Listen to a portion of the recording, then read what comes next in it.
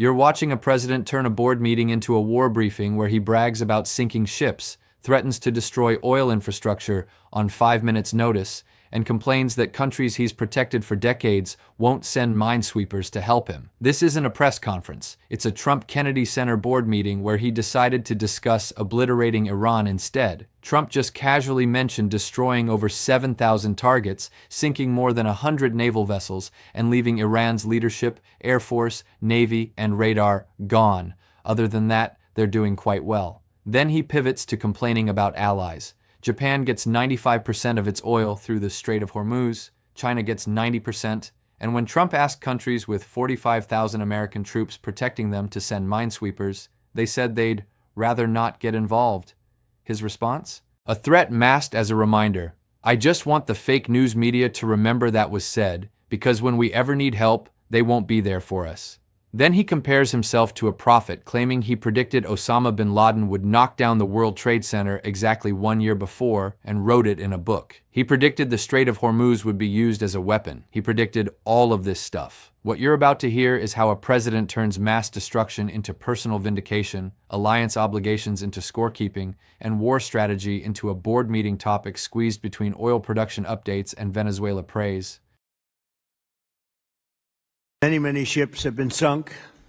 They're war-fighting ships, but I guess they didn't know how to use them. And anti-aircraft is decimated, their radar is gone, and their leaders are gone. Other than that, they're doing quite well. They've been a terror for 47 years, and now I guess the world, through the United States, with the help of Israel, is doing what should have been done many years ago. Should have been done many years ago. Since the beginning of the conflict, we've struck more than 7,000 targets across Iran, and these have been mostly commercial and military targets. We've achieved a 90% reduction in their ballistic missile launches and a 95% reduction in drone attacks. The missiles are trickling in now at very low levels because they don't have too many missiles left.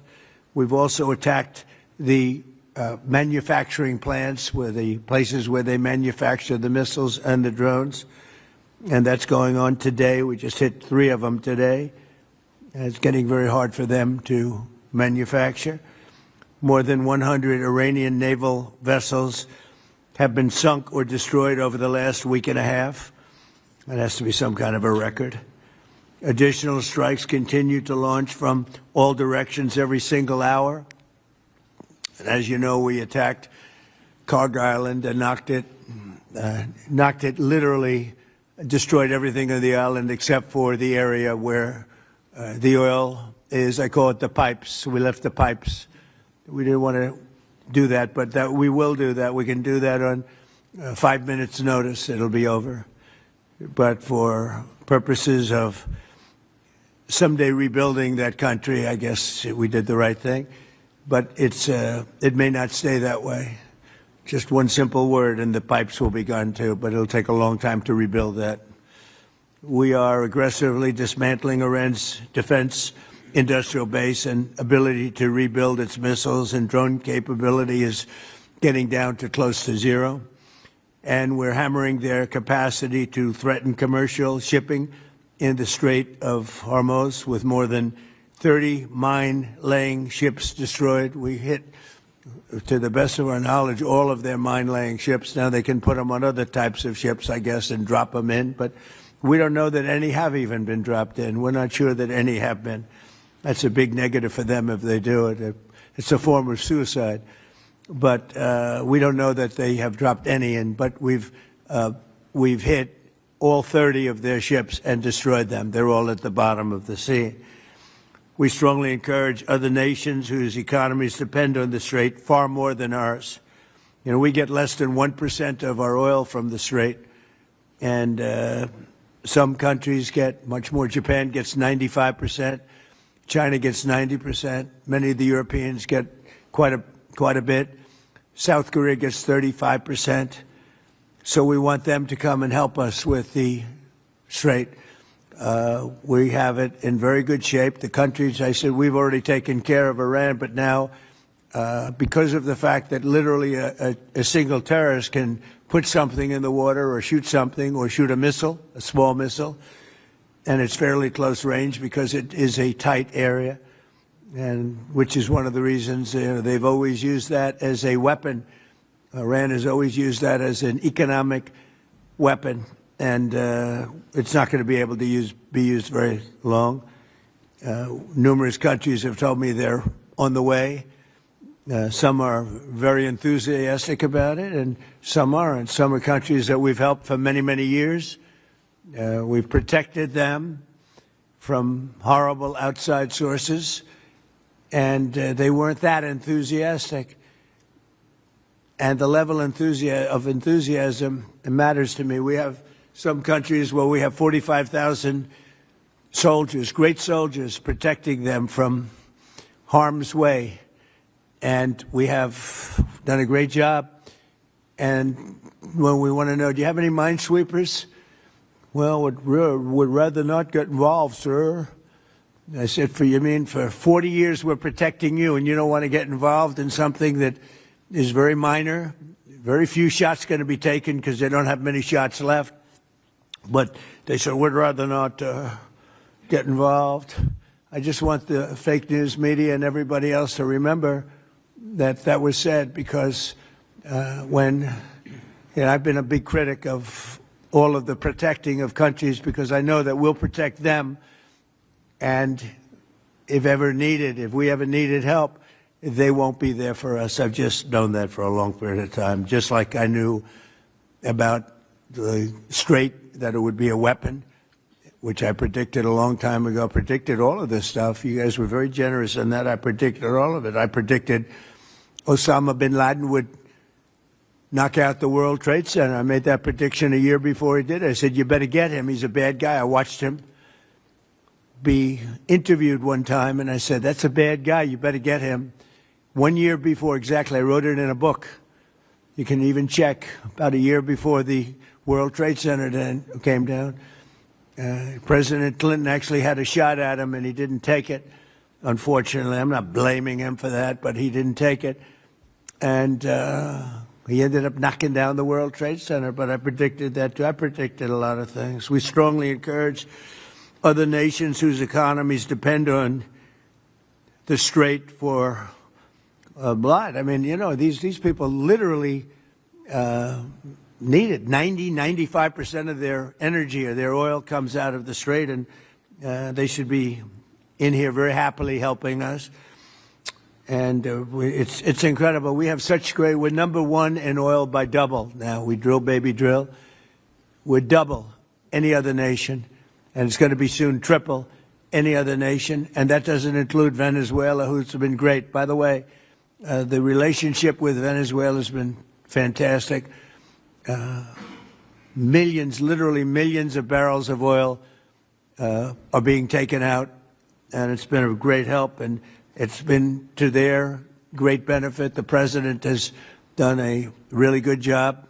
We get along with him really well, but we've taken out millions of barrels of oil and brought to Houston and other places to the refineries. We have refineries set up specifically for that, and it's been a great relationship, and more and more is happening. It's a tremendous oil source, and we're stepping it up very rapidly. The big companies are going in, and they will actually, numbers in a pretty short period of time, numbers that they've never been able to do, we'll be doing. There's a lot of oil under that land. We strongly encourage the other nations to get involved with us, and get involved quickly and with great enthusiasm. I have that from a number of them, and I'd like to say their names, but frankly, I don't know if they would want me to or not, because maybe they don't want to be targeted. But I say, wouldn't matter if you're targeted or not, because this is a paper tiger that we're dealing with now. It wasn't a paper tiger 2 weeks ago. It's a paper tiger now.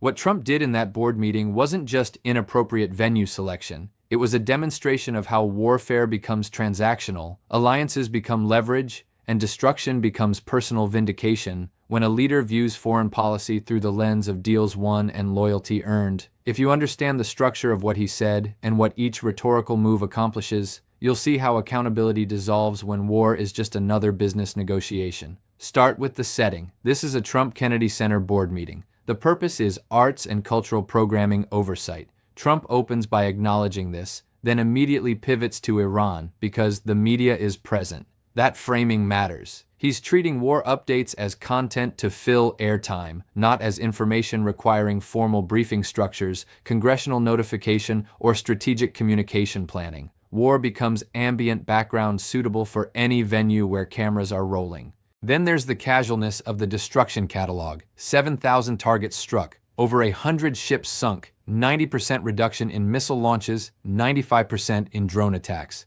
Air Force gone, Navy gone, radar gone, leaders gone. Trump delivers these as metrics of success with the same tone he uses to discuss oil production numbers. There's no mention of casualties, collateral damage, civilian impact, or post-conflict planning. Just efficiency statistics presented as proof of dominance. The Karg Island threat is where transactional thinking becomes explicit. Trump says they destroyed everything except the pipes where oil flows. He says he can destroy those on 5 minutes' notice, but held back for purposes of someday rebuilding that country. That's not strategic restraint, that's leverage preservation.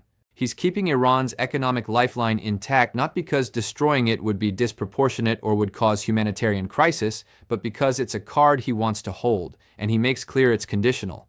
It may not stay that way. Just one simple word and the pipes will be gone too. Now layer in the alliance complaint. Trump goes through a list. Japan gets 95% of its oil through Hormuz, China 90%, South Korea 35%.